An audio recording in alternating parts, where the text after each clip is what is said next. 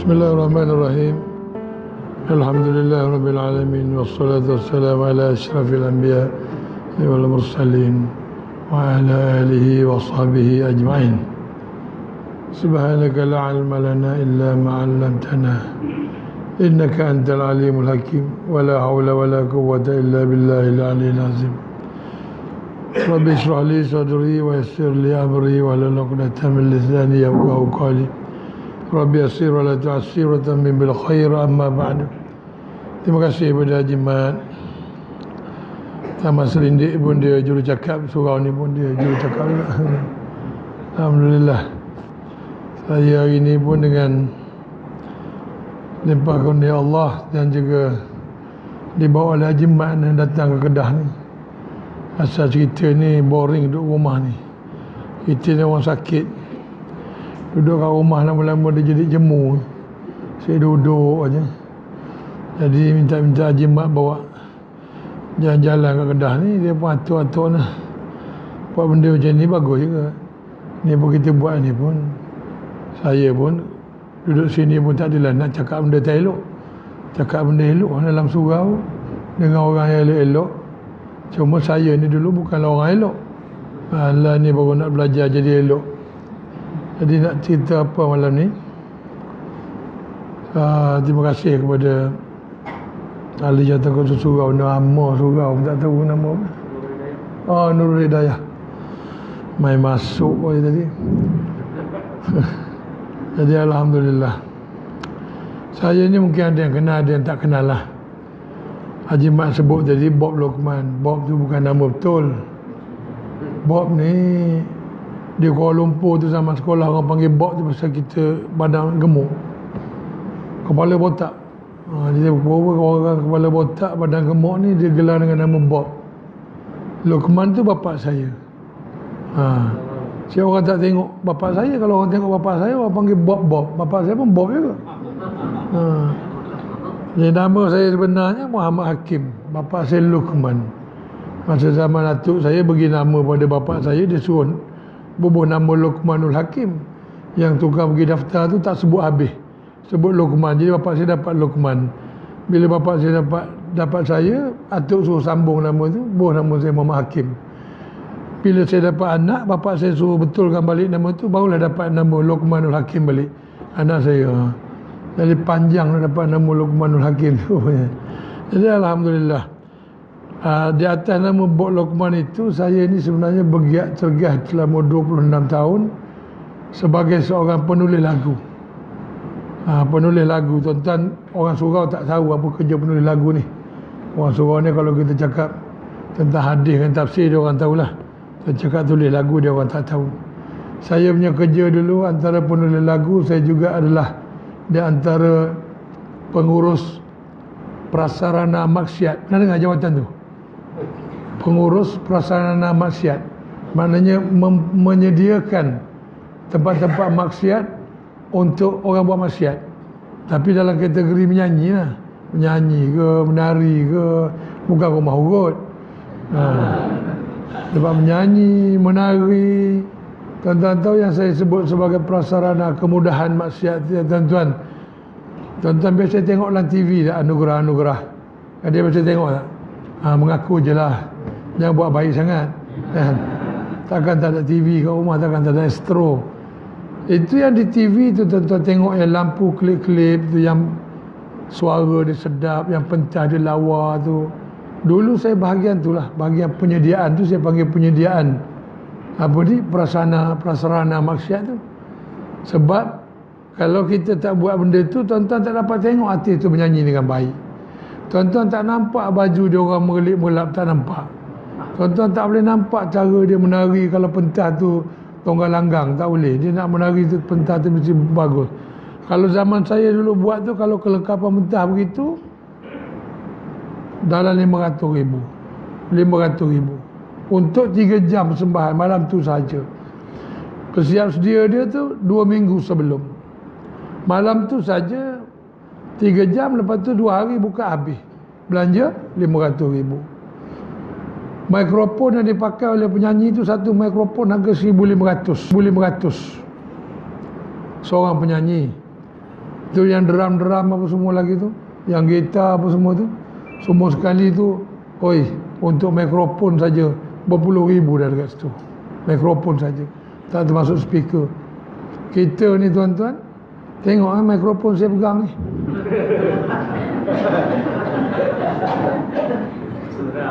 Berapa ringgit tuan-tuan? Pasal surau tak boleh mahal, kena telefon murah-murah. Tak boleh mahal, pasal apa? Dia tak menyanyi konsert. Itu yang bila datang ke Jumaat tu, dia orang baca khutbah kat atas mimbar tu, yang bunyi sengau tu, start je, Assalamualaikum warahmatullahi. Kita tak tahu imam tu sengau ke mikrofon rosak, tak tahu pada satu. Lepas tu tiap-tiap minggu nak disampaikan ayat takwa. Tujuan pasal apa? Tiap-tiap kali, tiap-tiap minggu umur bertambah, ketakwaan kita meningkat. Bila ketakwaan kita meningkat, maka kita jadi orang yang mulia di sisi Allah. Bahawa tidaklah seseorang itu mulia di sisi Allah melainkan takwanya. Jadi kadang-kadang baca ayat takwa, ya ayyuhallazina amanu taqullaha wala tamutunna illa wa antum muslimun. Tak tahu khatib baca apa. Yang kat belakang ramai-ramai itu orang lelaki lah, perempuan tak pergi ke sembahyang Jumaat. Terganggu. Ingat bersetuju dengan ayat Quran dibaca, rupanya tidur. Begitu. Di mimbar ini satu perkara yang penting untuk kita katakan tentang kebenaran. Ayat Quran itu perkara yang benar. Menyanyi itu perkara yang fasik. Tapi penyanyi nak betul-betul dengar suara dia. Depan dia menyanyi kena ada satu speaker untuk dia dengar suara dia. Kalau dia tak dengar suara dia, dia nyanyi sumbang. Dia tak boleh senada dengan muzik yang keluar tu. Mesti nak kena dengar suara dia. Tu imam ni, tu khatib ni atau penceramah ni, kalau beri mic yang mahal sikit dengan speaker kat depan dia, kalau dia baca khutbah, tuan-tuan boleh tengok, boleh nampak. Dia pun tak perasan kenapa hari tu jadi semangat sangat. Ada speaker depan dia. Ya ayyuhallazina amanu taqullaha haqqa tuqatih. Dia jadi sedap baca. Kalau sengau, dia sendiri pun jadi, aduh, minggu lepas baca khutbah macam ni dah. Bertahun-tahun dah baca khutbah, ketakwaan tak bertambah kerana keyakinan kepada penyampaian itu tidak menggunakan teknologi yang betul. Teknologi yang betul digunakan kepada benda-benda yang salah. Orang-orang muda kalau dia pergi konsert, dia tengok konsert, tak dengar suara penyanyi tu, oh mulalah dia marah. Beli tiket mahal tapi tak dengar suara penyanyi, dia marah. Kalau beli tali kaset rosak pun dia marah, sejam. Tali kaset putus, tak dengar, marah. Tapi kalau imam ke apa ke baca tak sedap, tak apa. Pasal apa tuan-tuan? Pasal ini telah dibawa oleh Yahudi kepada kita. Yahudi dah bawa, sebab tu Allah ajar kita. Dalam surah Fatihah tu ada ghairil maghdubi alaihim. Selepas kita minta Allah tunjukkan jalan yang lurus, jalan Nabi-Nabi dan para awliya, kita minta berlindung dengan Allah daripada mereka yang dimurkai. Ghairil maghdubi alaihim, yakni minta berlindung daripada orang yang dimurkai. Orang dimurkai ini orang Yahudi. Orang Yahudi yang disebut sebagai keturunan Israel, anak-anak Israel, Bani Israel. Israel itu sendiri adalah maksud dia hamba Allah. Dalam bahasa Ibrani, Isra, hamba, Allah. Siapa dia hamba Allah tu? Nabi Yaqub bin Ishaq bin Ibrahim. Keturunan daripada Nabi Yaqub ni tuan-tuan disebut sebagai Bani Israel, yang sangat ingkar dengan Allah. Yang banyak boleh jumpa dalam surah Al-Baqarah tu, cerita dengan Nabi Musa semua tu, dia orang sesat di padang pasir lah. Banyak orang Yahudi ni cerita dia boleh sombong dengan Allah. Dia nak apa-apa dia boleh cakap dengan Nabi dia, pergilah jumpa Tuhan, minta ini. Begitu cara dia, senang. Kita bertuah orang Melayu Islam tak sampai macam tu. Kita tak sampai macam itu. Nabi pun bukanlah bangsa kita, tapi kita taat dengan agama kita.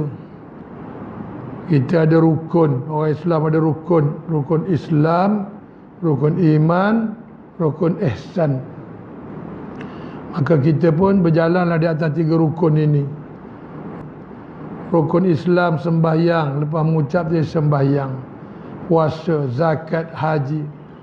Ini semua pekerjaan antara kita dengan Allah. Dalam tu disebut puasa, sembahyang, puasa, zakat, haji. Itu semua pekerjaan kita dengan Allah. Tak ada kena-mengena dengan manusia. Kita sembahyang untuk Allah, puasa untuk Allah, zakat kerana Allah, haji kerana Allah. Tak ada hubungan dengan manusia. Sebab tu ada orang Islam, dia boleh lawan Islam sebab dia kata pada ada hudud. Sebab dalam rukun Islam tidak ada hudud. Sebab tu dia main riba dalam ekonomi. Sebab dalam rukun Islam tak sebut jangan main riba. Sebab tu dia tak main politik. Sebab dia kata dalam rukun Islam tak ada politik. Tapi sebenarnya kalau tuan-tuan buka setengah kitab-kitab lama, cari apa itu syahadah. Yang kita lafaz di atas sekali itu asyhadu an la ilaha illallah. Kita ni automatik beranak-beranak Islam. Syahadah itu maksudnya tiada yang lain juga melainkan Allah. Maka Allah telah memerintah kita banyak perkara. Kita nak kena cari. Rupanya dalam tu ada munakahat, ada muamalat, ada jenayah, ada ekonomi, ada politik. Semua ada dalam tu. Tapi kerana kita tak jumpa di atas tulisan itu, kalau nak garis betul-betul banyak. Maka banyak orang mengerjakan Islam tapi melawan Islam. Orang yang mengerjakan sembahyang semua tapi melawan Islam, mungkin dia ni tidak beriman. Sebab rukun iman tu batin. Rukun Islam tadi zahir, nampak perbuatannya. Percaya pada Tuhan, percaya pada Allah, nampak? Tak nampak. Buat marilah gelas ni, aku punya percaya kepada Allah lebih kurang segelas ni. Tak nampak. Percaya kepada Rasul, tak nampak. Percaya kepada malaikat, tak nampak. Itu urusan batin antara kita dengan Allah. Yang boleh menjelaskan sama ada kita munafik atau tidak dalam rukun ihsan. Kalau kita menjalankan rukun ihsan itu sama ada Allah, kita tahu Allah tengok kita, dan memang Allah tengok kita, maka kita menjalankan Islam itu dengan iman, kita disebut sebagai orang yang muhsinin, yakni orang yang melaksanakan Islam. Saya sekolah Arab, sekolah Ma'had Ahmadiyah Kajang, belajar tauhid, belajar fiqh, belajar tafsir, belajar hadis. Tapi masa duduk belajar dalam sekolah yang saya belajar. Tapi cita-cita saya nak jadi pelakon dan penyanyi. Itu pelik tu. Sekolah Arab. Pasal apa? Nak jadi pelakon dengan penyanyi. Cita-cita ni bukan baru. Cita-cita ni lama dah, daripada tahun 72, 73 dulu. Masa saya berada di kampung. Kampung saya ni masjid satu, surah masjid satu, kedai kopi satu, kedai runcit satu, perigi, tempat main badminton, tempat main tomoy, sungai. Itu aja. Tak ada apa. Pakaian rasmi kain belekat baju Melayu je. Seluar-seluar ni jarang sekali lah, melainkan seluar raya tahun lepas ke apa. Jadi di kampung ni, tuan-tuan, kalau tuan-tuan tengok surat khabar pun itu jam 2 hari sekali baru sampai. Surat khabar yang baru-baru tutup hari ni tu, utusan Malaysia tu. 2 hari lepas tu baru dia sampai. Cerita kata orang mati di Kuala Lumpur, orang tu dah tanam lama dah, baru kita tahu dia mati. 2 hari lepas tu baru surat khabar sampai. Pasal apa saya boleh minat nak jadi penyanyi? Masa kecil duk main sorok-sorok dalam kampung, masuk bawah rumah orang, pergi belakang rumah orang, main celah-celah pokok. Boleh dengar ni, ibu-ibu, kakak-kakak itu jam, dia ada radio transistor kecil kat dapur. Sambil dia duduk memasak tu, kita duduk menyorok-nyorok, kita dengar lagu Hei ingin bersua, kita dengar DJ Dip nyanyi. Tuan-tuan mungkin tak tahulah lagu tu kan, tuan-tuan tak dengar. Sejam saya duduk dengar lagu, tuan-tuan sibuk dah hafal Yasin. Lepas tu dengar lagu apa lagi? Tu tahun 72. Lepas tu keluar dalam tahun 75, hari ini kau datang riang tersenyum, Jemizan. Hafal tu, boleh hafal. Padahal duduk mengaji dengan arwah atuk saya, dengan atuk saya mengaji Quran tu. Atuk saya kalau dia nak ngaji Quran, dia ada sekeping kertas A4 tu, yang dia dah tebuk siap-siap satu ayat tu. Bila dia buka Quran, dia taruh atas tu, yang mana ternampak kat situ, baca sampai lancar. Berulang-ulang kali itu, satu sebaris nak lancar. Berulang kali. Tapi mari Emilia Contessa pakai dengar aja. Dengar terus tiba-tiba. Apa lagu dia tu? Emilia Contessa, Abi ingat? Apa lagu dia? Saya pun tak ingat dah. Bagus juga tak ingat. Kalau belum bisa aku mendapatkan, aduh hafal. Tak tengok tulisan, tak tengok penyanyi, dengar radio, hafal. Tak kepelik. Berlari berkejaran, aduh, lupakan segala duka, tu boleh hafal. Heran betul. Padahal sambil main sorok-sorok, bukan kata duduk dengar begini, tidak. Nak beritahu kehebatan Yahudi ni, walaupun dengan radio transistor, dia telah menyusun natur baik dengan kata-katanya, dengan susunan muziknya, dengan pilihan penyanyinya. Cubalah kalau kita dengar lagu tu, berlari berkejaran, lupakan segala duka. Lagu tu bunyi gitu. Cuba kita tengok orang dewasa dua orang kat tengah sawah berlari berkejaran. Nampak macam mana? Nampak macam mana? Nampak bengong ke dia ni? Ni tanam padi ke kena kejar ikan ruan ni? Tapi bila tak tengok, dia jadi satu kekaguman. Maka timbul cita-cita nak jadi penyanyi tu daripada radio. Bila radio tu nyanyi, kita boleh nyanyi juga. Oh, bolehlah jadi nyanyi. Kebetulan kat kampung saya cermin tak banyak. Jadi saya jarang nampak muka saya ada cermin. Tak reti bercermin. Tengok drama Melayu, Nordin Ahmad berpantun, Kajang Pak Malau, kajang berlipat, kajang hamba mengkuang Melayu, dagang Pak Malau, dagang bertempat, dagang hamba musafir lalu. Boleh tiru. Malam tadi tengok, pagi dah bersilat dah. Tengok Piramli nak jadi pelakon. Jadi datang Kuala Lumpur tu masa sekolah, di sekolah Mahamidiah Kajang tu, belajar tu semua, tapi dalam hati tu, ya Allah, bila nak jadi pelakon ni? Bila nak jadi pelakon ni? Ada perasaan itu. Bila nak jadi penyanyi, ada perasaan itu. Yahudi, tuan-tuan, dia buat satu perkara, contohlah, ini orang muda fahamlah, ataupun orang yang pernah muda, yang pernah menganuti mazhab itu. Yang ini mazhab rock dia panggil. Lagu-lagu rock. Lagu-lagu rock ni, kalau di Kuala Lumpur tu tempat penganut rock ni ialah di Pertama Komplek. Satu tempat di Pertama Komplek. Kalau rocker-rockers ni dia tak sampai ke Pertama Komplek, kalau nak senang fahamlah bahasa tuan-tuan, makna rock dia tu tidak mabrur. Faham? Gitu, nak kasih faham. Maknanya tak habis rukun dia. Rukun rock dia tak habis kalau tak pergi tempat tu. Rambut panjang, jaket kulit, pakai subang, rantai anjing, kaki besar, seluar koyak sana koyak sini, kasut Adidas. Itu fashion dia. Fashion dia. Maknanya kalau orang yang meminati muzik rock, pakaian dia begitu. Kita tak akan jumpa dia pakai kain pelikat cap gajah dengan baju Melayu ni, tak jumpa. Tak ada. Pakai kopiah, tak ada. Yang perempuan pun begitu. Tak ada yang tutup aurat pun, tak ada. Dia memang pakainya begitu. Dengan seluar koyak, dengan jaket, semua cara jalan dia ada. Itu dia panggil sikap. Orang putih sebut attitude dia jalan. Bukan dia macam gitu, asal daripada kecil elok. Elok, bagus. Dia mengaji Quran, berlari macam budak-budak lain. Tapi bila besar tu jadi.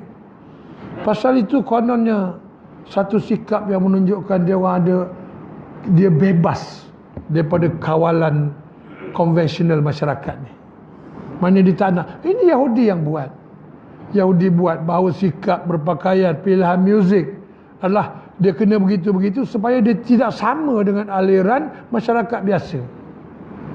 Tuan-tuan tahu dalam era moden tahun 1897 Yahudi mewujudkan 100 protokol untuk merosakkan orang Islam. Antara perkara yang paling besar ialah target dia ialah untuk 100 tahun tu 100 protokol.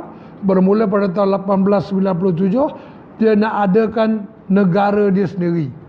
Maka pada tahun 1947 dia dapat membina Baitul Maqdis, dapat ambil Baitul Maqdis jadi negara Yahudi. Protokol tu berakhir pada tahun 1997, baru lagi. Yang dia nak masuk dalam negara Islam yang hari ni kita dengar sebagai sekular, liberal, apa lagi pluralism. Perkataan-perkataan yang masuk dalam minda kita yang kita rasa tak bersalah. Saya dulu tulis lagu, saya belajar agama, saya belajar tafsir, saya belajar qada dan qadar, tapi tidak ada lagu-lagu yang saya tulis yang saya hubungkan dengan agama yang saya belajar. Tak ada. Jadi Yahudi ni pandai, dia buat satu perkara yang kita buat atas dunia ni, apa yang bergerak itu hal dunia. Tidak ada Tuhan dalam urusan itu. Urusan dengan Tuhan hanya dalam gereja atau masjid. Ini telah dimulakan dengan dayah yang merosakkan agama Kristian. Dan dia orang ni sendiri kalau tak kena dengan dia orang, bukan setakat orang biasa, Nabi pun dia bunuh. Orang Israel ni, orang Yahudi dia bunuh. Jadi bila dia nak menguasai dunia, perang dunia pertama Yahudi yang mulakan, perang dunia yang kedua Yahudi yang mulakan. Dia orang boleh mencetuskan perang, dia boleh menghentikan peperangan. Bangsa dia tak besar, kecil aja, tapi dia kawal. Dan serata protokol yang kedua tu, dia nak masuk dalam negara, maka dia pun mulalah masuk. Mula masuk, yang saya ingat di kampung saya yang suci bersih itu, mula-mula dia masuk kepada perempuan pakaian maxi dia panggil. Kalau orang perempuan ingat maxi, dia labuh daripada atas sampai ke bawah, kat lengan dia ada cekak, kat sini elok, tak ada apa, boleh pakai tudung. Ada satu perkara saja yang membuat alim ulama bising, dia ada tali dari belakang, dia tarik ke depan, dia ikat, kasih ketat. Jadi dia punya begitu, ponggongnya naik sikit. Bawah tudung tu nampak punggung naik, alim ulama bising. Bising dia diam aja, tak ada orang kata apa. Dia diam aja. Ini percubaan awal nak tengok iman orang Islam di tanah Melayu. Dia diam aja. Lepas tu, biasalah kita ni. Kan kita ada satu istilah, ala bisa, tegal biasa. Atau yang lebih jahat lagi, hangat-hangat, teh ayam. Hangat teh ayam lagi cepat. Baru beres sekejap, dah sejuk dah. Dah hangat teh ayam. Ala bisa, tegal biasa tak kena patut 3-4 kali juga. Baru datang biasa. Tapi hangat teh ayam ni trend. Allah, pegang dah sejuk dah, sekejap betul. Lepas tu dia gitu, dia keluar maxi dia bulan Januari. Bising Februari, bising Mac, bising Mei, bising, lepas tu Oktober slow, Disember senyap Disember dia keluarkan midi. Kita tak kenal orang-orang muda, tak kenal ni orang dulu. Orang dulu maknanya kalau dia pada masa itu, saya pada masa umur 71, 72 tu saya umur 8 tahun. Jadi orang yang pakai pada masa tu umur dia barangkali 17 tahun ke 20 tahun. Dia sekarang pun dah matilah kot. Lama sangat dah. Bila dia hantar midi bulan 12 tu, sesuai dengan musim tengkujuh hujan ni, midi ni yang bawah dia duduk antara buku lali dengan lutut. Atas dia duduk kat lengan ni. Mengamuk sekali lagi orang alim. Pasal apa makin singkat. Dia pun jawab ni musim tengkujuh, banjir, kena tinggi sikit. Kalau tidak basah. Habis tu lengan tu sampai ke atas tu, kalau nak seluk ikan perkasam ke apa, takut kotor. Dia buat keluar tu bertepatan. Dia keluar lagu-lagu tu bertepatan. Dia keluar fashion pakaian bertepatan. Kalau sebelum tu tuan-tuan ingat, ni zaman tuan-tuan, bukan zaman saya. Saya kecil lagi, zaman twist dia panggil. Zaman twist yang dia pusing-pusing menari tu kan, pakai kasut berkilat tu. Pak Maun lah. Twist tu. Pak Maun nak pergi berjoget, kata dia, apa ni Pak Maun pakai macam ni? Dia buka kat dalam ada, kata dia. Ada pakaian twist dia. Dia pakaian twist, kaki mesti nak kecil. Sebab dia twist kaki tu, kalau pakai kain plekat tu, itu terpeling kain tu, lentang bukan jatuh. Dia ikut music, ikut fashion. Ikut music, ikut fashion. Saya gitu juga. Saya tulis lagu ni, tak boleh nak dimasukkan agama dalam dia. Bila saya tulis Isabella adalah kisah cinta dua dunia. Tulis mula-mula. Lain kedua, mengapa kita berjumpa namun akhirnya terpisah. Ustaz Syekh Qadir Al-Jufri beritahu, Dia kata Abang Bob tulis mengapa kita berjumpa namun akhirnya terpisah. Saya kata betul Ustaz. Dia kata Abang Bob tak belajar tak qada dan qadar. Kata belajar Ustaz. Abang Bob tahu tak soalan mengapa kita berjumpa namun akhirnya terpisah itu termasuk dalam bab qada dan qadar. Dia kata. Kita pun fikir kejap, oh betul lah Ustaz. Betul lah. Kenapa Abang Bob tak tulis? Saya pun tak tahu lah Ustaz. Saya cakap tapi dalam tulisan lagu ni Ustaz, teknik dia, kita tak boleh tulis benda yang benar. Tak boleh kita nak tulis benda yang benar. Isabella adalah kisah cinta dua dunia. Orang dengar, ui dua, rupanya dunia ingat satu. Jadi orang punya imajinasi tu jadi besar. Kalau saya tulis lagu tu betul-betul, tak bohong, tak tipu, tak ada imajinasi, tulis sebagai satu perkara fakta. Isabaka adalah pemain bola Malaysia. Orang meludah, tulis apa ni? Lagu Isabaka aku tulis. Orang tak mahu realiti. Orang nak perkara yang orang boleh berimajinasi. Ini Yahudi menggunakan teknik penulisan kreatif dan deskriptif. Tulisan mesti ada metafora dia. Mesti ada, mau nak baca seronok. Nasib baik saya tulis lagu tak banyak sangat, dan 350 aja. Yalah kau nak banding dengan Hamzah Hassan 3,000 lebih lagu dia.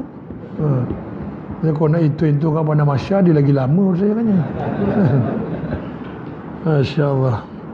Jadi tulis lagu itu tidak memasukkan unsur-unsur agama.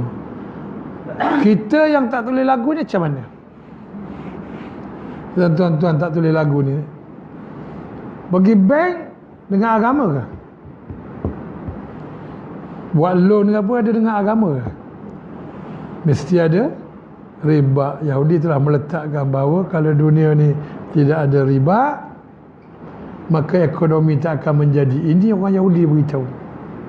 Jadi kita pun pinjamlah, ada riba 30 tahun rumah, loan rumah, ada riba dalamnya.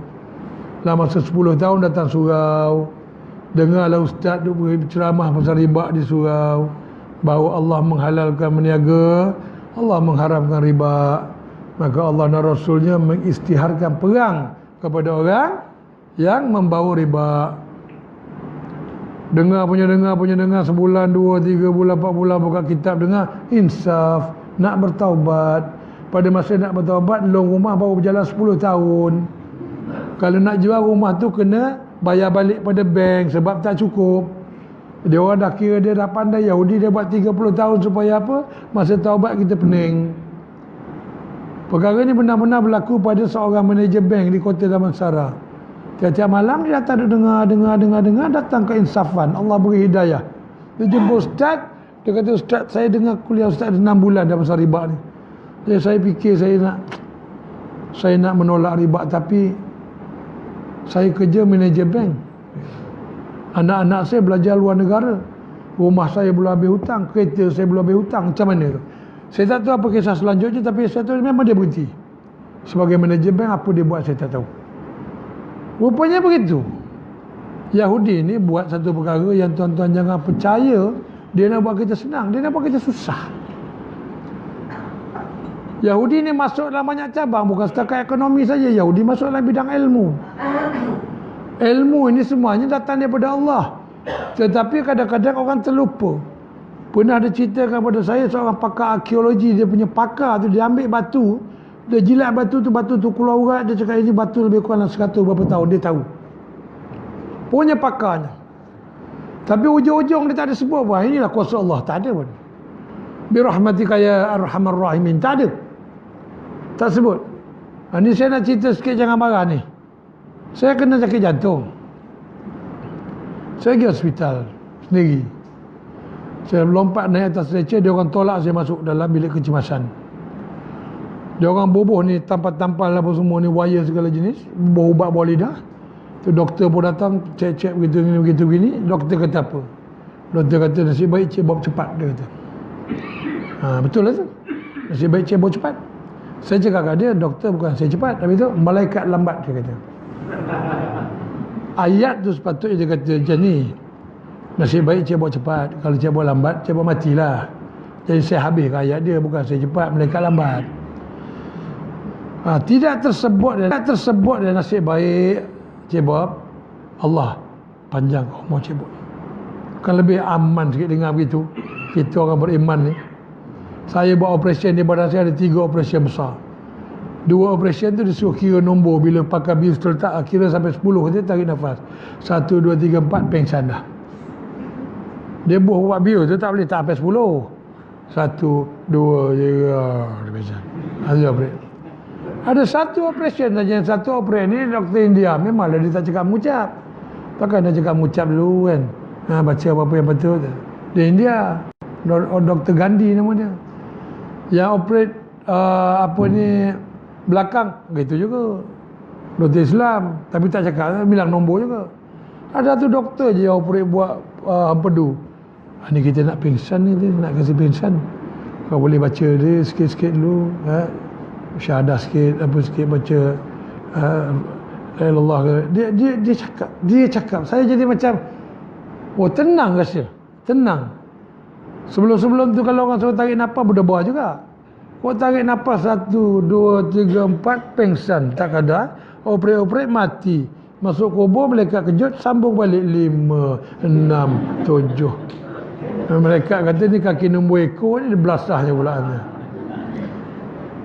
Pasal apa tu tak, bukan saya nak salahkan doktor, tidak. Kerana asuhan pendidikannya begitu. Saya ingat saya pernah berubat dengan satu doktor moden tapi daripada Iraq. Doktor ni hafiz Quran. Dia soalan pertama dia tanya saya, Are you solat? Dia tanya. Dia cakap bahasa Inggeris, adakah kau ni semayang? Dia tanya. Kau Muslim? Semayang ke tidak? Dia tanya tu. Terkedu kita. Kita nak berbohong, kita takut mati dalam keadaan tu. Tadi cakap kat dia, sometimes I pray, sometimes not. Oh, what kind of Muslim? Saya kata kadang-kadang saya semayang, kadang-kadang tidak. Dia kata ni apa jenis orang Islam ni? Dia kata kat saya, kita nak bohong takut mati dengan dalam bohong, pasal sakit teruk. Tapi dia tanya benda tu dulu. Dia tanya minum arak ke tidak, dia tanya solat ke tidak. Pelik doktor Iraq tu. Lepas tu dia kata dia suruh banyakkan baca Quran. Doktor Iraq tu saya di hospital Selayang, bukan di Iraq. Di hospital Selayang. Rupanya orang yang belajar ilmu kedoktoran yang ada hubungan dengan Allah, dia terapkan agama dalam kerja dia. Kat sekolah kita belajar ilmu alam. Cikgu ilmu alam ajar anak murid ni, siang hari angin akan bertiup daripada laut ke darat, kata dia. Saya tanya tu ambil pasir balik, pasir naik ke darat. Itu maknanya angin daripada laut ke darat. Kalau malam, angin daripada darat akan turun ke laut. Ini adalah fakta alam, kata. Tak ada boleh sebut beginilah kuasa Allah, tak sebut. Pasal ilmu alam belajar sampai situ aja. Silapnya kerana kita tidak menggabungkan. Jadi hidup kita hari ini Yahudi dah tahu. Dia kata okey, orang muda, dia pisahkan orang muda hari ini dengan akhlak-akhlak yang merosakkan. Akidah dia tak kacau. Orang Yahudi dia tak ajak orang Islam masuk agama dia. Dan orang Yahudi sendiri pun di Al-Usta ni pun tak ada. Tak pernah jumpa. Tuan-tuan pergi carilah. Tapi ejen dia ramai. Starbucks tu ejen dia lah. Apa yang saya maksud ejen dia? Bukan mabuk minum kopi, bukan mabuk. Starbucks itu tuan-tuan tempat yang kita minum kopi harga RM12 segelas. Kalau tuan-tuan biasa minum lah RM12. Tujuan minum kopi RM12 itu bukan kopi dia sedap sangat, tidak. Kerana bila kita duduk di Starbucks itu, orang lain tengok kita dalam Starbucks minum kopi harga RM12.90, orang akan cakap dia ni banyak duit. Itu yang nak tengok. Makan burger McDonald, tak salah makan burger, apa salahnya? Bukan haram, tak haram. Tapi kalau kita pulang balik kepada bagaimana sunnah Rasulullah makan, 3 jari Bismillah, masuk mulut, duduk bersimpuh, punya 40 kali. Oi, yang biasa-biasa payah nak buat ni, lagi datang burger tebal macam ni, Big Mac pula tu, McDonald, yang sifat burger tu sendiri begitu. Maka cara makan dia bukan main cubit sikit-sikit masuk, tidak. Dia mesti buka mulut tu, tolak burger tu masuk. Sendawa dia gitu. Maka dia hilang sifat sunnah tu tadi. Bukan salah. Tetapi lah keadaan sekarang ni kerana keadaan sudah kalang kabut, cacar merebah, tak apa. Pakai seluar jin, boleh sembahyang. Pakai t-shirt ada gambar macam-macam kat depan, tak apa boleh sembahyang. Boleh. Pasal tak nak orang lari pada surau, tak nak anak muda tak masuk surau. Sebab Yahudi dah kacau. Maka apa akibat daripada itu? Maka ringanlah pemandangan Islam. Yahudi mewujudkan persepsi bahawa kalau pakai pakaian macam ni yang disebut sebagai lebay, jadi kehinaan. Ini pernah dengar, tengok dalam Facebook. Dia maki lebay walaun, kata dia. Lebay walaun. Dia sebut istilah lebay. Macam kita dengar Allah hinanya jadi lebay, sampai jadi malu. Padahal kat kampung saya lebay itulah yang orang meninggal ke, majlis baca Yasin ke, tahlil ke, lebay dah dulu. Lebay ni maksudnya pakai kupiah ke atas ni, lebay. Orang Melayu disebut lebay. Kita malu. Orang Yahudi yang pakai kupiah kat tengah, tu alim dia tu disebut rabai. Kupiah kat tengah. Kecil je kupiah merah tu. Tapi dia orang bangga dengan rabai dia orang. Rabai dia orang ni yang melindungkan, yang menyorok tentang tanda-tanda kerasulan, yang menyorok tentang kebenaran agama Islam. Rabai dia lain sorok. Yang kita lebay nak menegakkan Islam, dilekehkan, dihina. Jadi kita malu. Di surau ni tuan-tuan rasa selesa lah pakai kain dengan baju Melayu. Cuba tuan-tuan pakai macam ni pergi KLCC. Kuala Lumpur tu kat Menara Bercabang tu pakai macam ni, kain plekat, baju Melayu pergi KLCC. Orang dekat KLCC tengok, dia kata, ni spesies yang dah nak pupus ni, dia kata ni benda tak ada dah ni, dia kata dia. Tuan-tuan boleh buat rombongan ni sekali pergi KLCC naik bas, pergi buat rombongan, bagi borang, satu seorang borang muslimat, satu seorang muslimin, satu seorang. Borang tu sebelah kiri tulis tandakan jika jumpa orang pakai kupiah, belah kanan tandakan jika jumpa orang pakai skirt. KLCC buka pukul 10. Sebelum sampai ke petang kita duduk, nak jumpa orang pakai kupiah payah sekali. Tapi pukul 10 buka, pukul 12 yang bahagian pakai skirt dah penuh dah.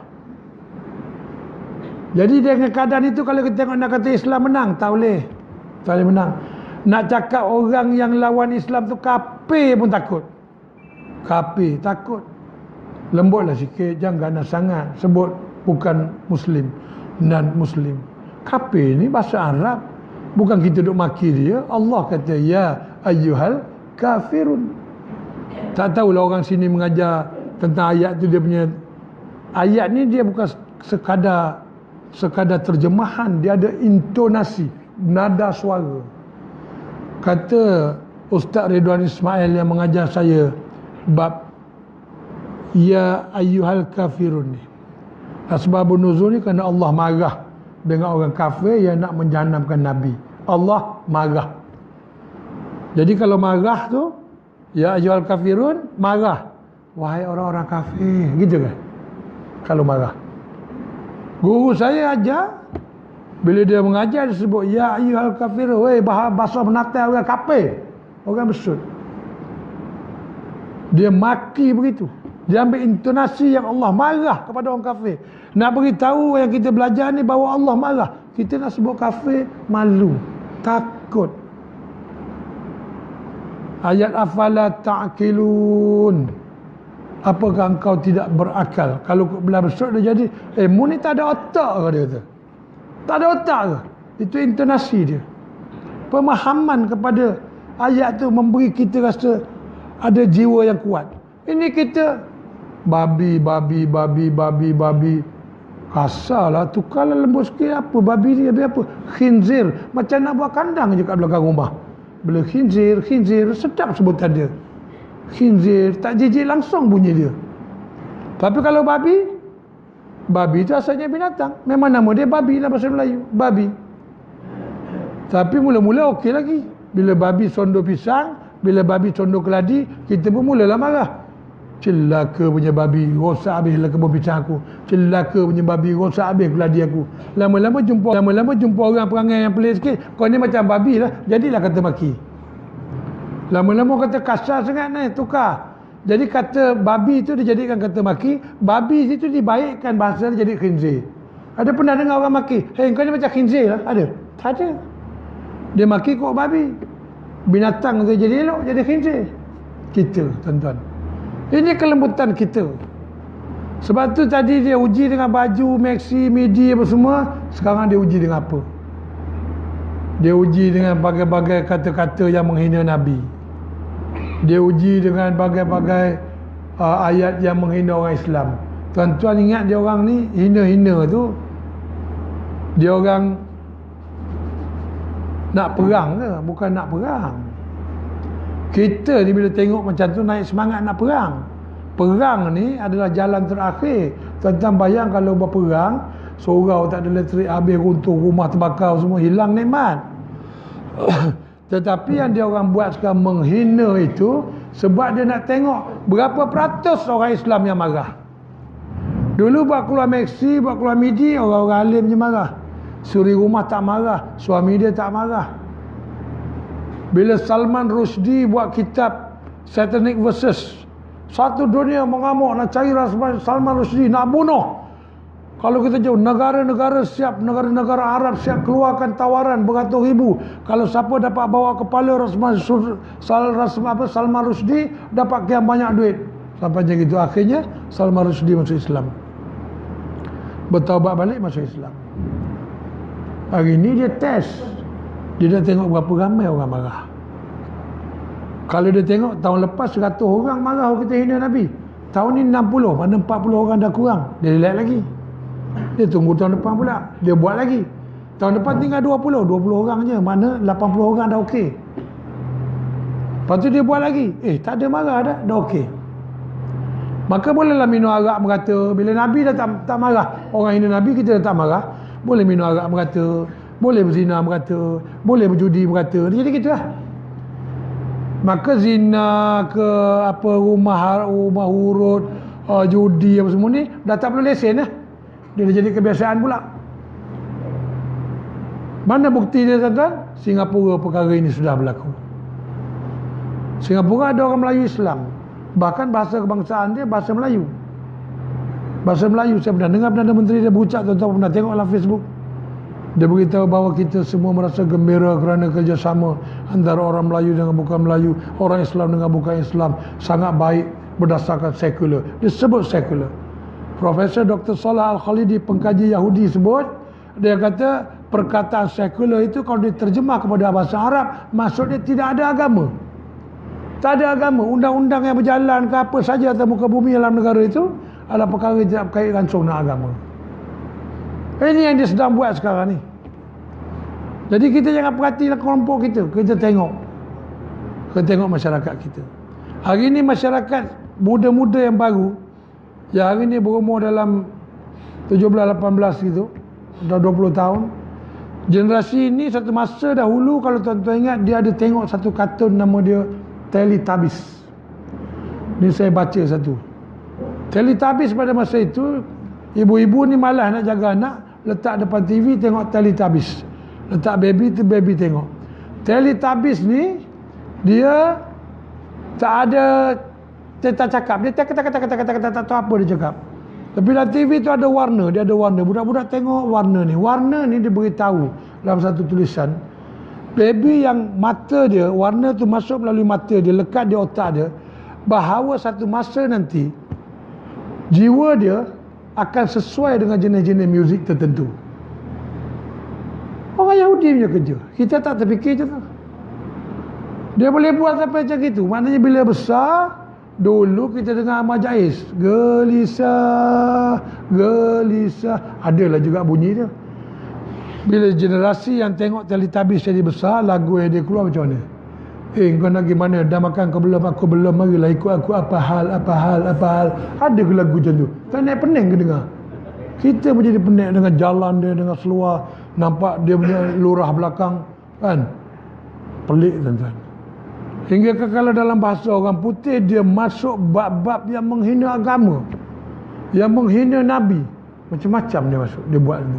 Anak muda kita tak menyanyi. Kalau anak muda kita tak menyanyi kata-kata itu pun, anak-anak muda kita terikut-ikut dengan pattern itu. Jadi kita nak macam gitu ke? Kita nak macam gitu ke? Kita orang Islam percaya kita akan masuk syurga atau neraka. Kenapa masuk syurga, kenapa masuk neraka, itu tuan-tuan lebih tahu. Tetapi yang Yahudi buat ni adalah supaya kita masuk neraka. Supaya kita masuk neraka bersama-sama dengan dia. Sebab dia tahu yang dia akan masuk neraka. Dia tahu satu hari dia akan berperang dengan Nabi Isa. Dia tahu satu hari dia akan berperang dengan Imam Mahdi. Dia tahu dah tu. Dan dia orang sedang bersedia ke arah itu. Konon-kononnya dia boleh lawan takdir Tuhan. Sampai begitu orang Yahudi sombong dengan Tuhan, melebihi iblis. Dengan menggunakan nafsu kita, dengan menggunakan iblis, dengan menggunakan segala teknik, membuat kita ni jadi terpengaruh dengan segala benda. Segala kereta jenis baru keluar kita nak pakai, ini nafsu. Saya dulu sama ke, tuan-tuan? Banyak dapat duit. Bukan duit tu digunakan untuk perkara-perkara baik, sedekah jauh sekali. Nak beli kereta mewah, nak makan tempat mewah, tak pernah. Dan masyarakat pula pada ketika itu kalau tanya siapa, apa kerja Bob ni? Buat lagu. Hebat, buat lagu boleh pakai kereta Mercedes. Banyak duit dapat tu. Dah tiap-tiap 6 bulan dapat lebih kurang dalam 200,000. Paling kurang pun 100,000. Banyak lagu tulis. Jadi kalau setahun tu ada 200,000, 400,000.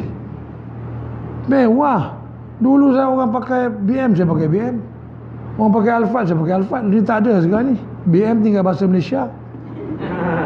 Alphard tinggal Al-Fatihah je. Tak ada lagi dah.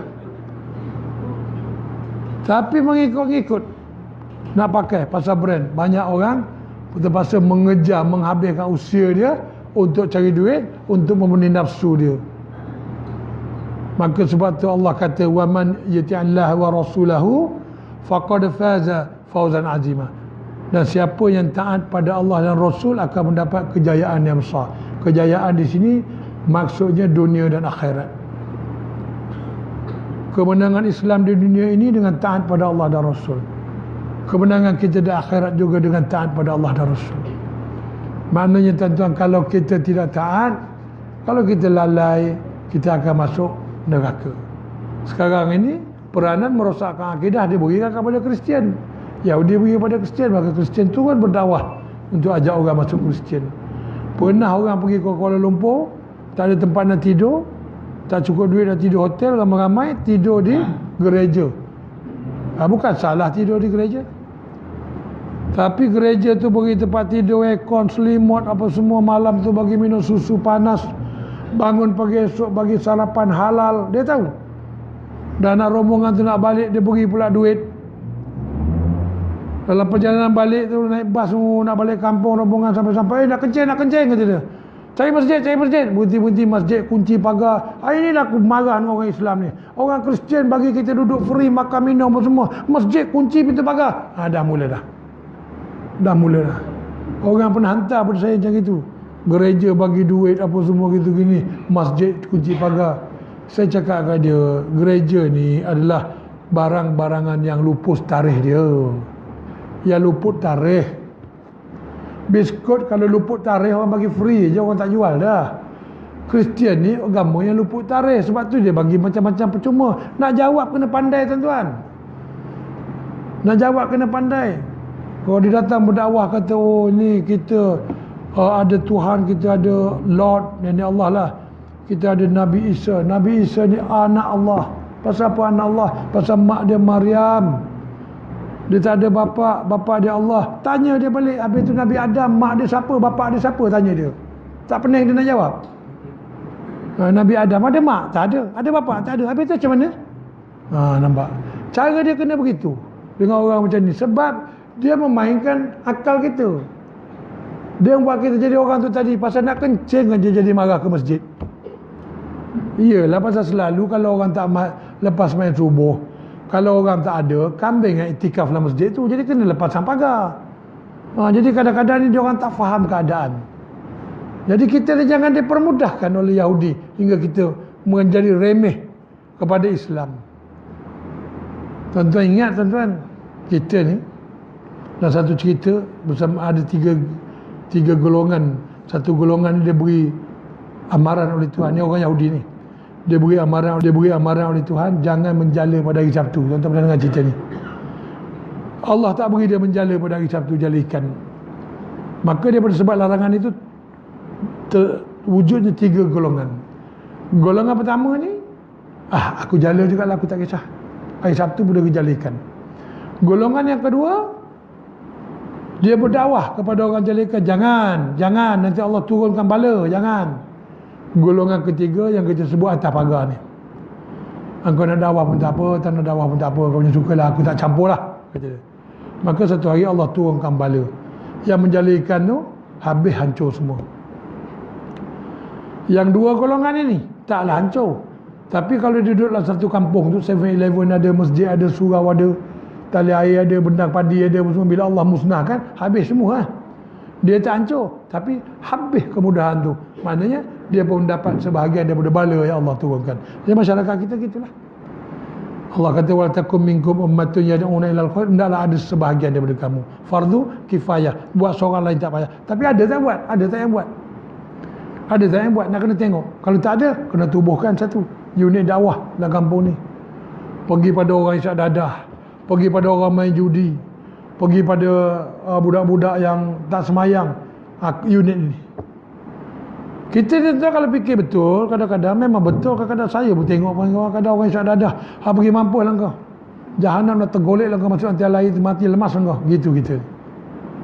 Tapi sifat dakwah tu sebenarnya kasih sayang. Kita kena pergi pada dia. Manalah tahu dengan sebab kita datang tu dia berubah, dia jadi baik. Sepanjang kebaikan dia tu share, kita dapat juga, dapat saham juga. Dan Allah menyukai perbuatan-perbuatan itu. Selain daripada kita membiarkan dia orang ni semua. Tapi masa sikap kita ni, orang Melayu ni garang, kadang cepat nak marah. Saya pun gitu juga dulu. Tapi sekarang ni bila dah sedar ni, nak belajar. Kerana apa? Kerana akhlak ini satu perkara yang sangat susah. Yang Yahudi sedang runtuhkan ni akhlak lah ni. Akhlak ni terkandung sabar di dalamnya, terkandung syukur di dalamnya. Sabar ni kata Tok Guru saya di awal kejadian, kedegung orang langgar belakang, naik kereta gum orang langgar, boleh tu, innalillahi wa inna ilaihi raji'un, turun-turun tengok kereta, cik macam mana, cik okey, ada kata. Nak tahu sabar tak sabar, besok naik motor tu jangan tengok kiri kanan, keluar simpang. Orang apa pen kita, boy bodoh kah kita, mesti jadi macam tu ya. Yang dalam kereta tu pula, kau kayu lah kata. Ada dia tak ada sabar tu. Sabar di awal kejadian, lalu lepas tu astaghfirullahalazim, tak boleh lah. Kata guru saya tak boleh lah. Sabar tu awal kejadian, maknanya dia bukan berpura-pura, dia satu asuhan yang sangat lama. Orang nampak innalillahi wa inna ilaihi raji'un, apa salah saya. Nak sampai tahap tu, orang cakap dia wali ni. Tapi itulah akhlak, begitulah akhlak. Kalau kita boleh sampai pada tahap itu tuan-tuan, insya-Allah kita akan boleh membina masyarakat kita dengan agama yang hebat. Dan saya kira cukuplah sampai itu pukul apa?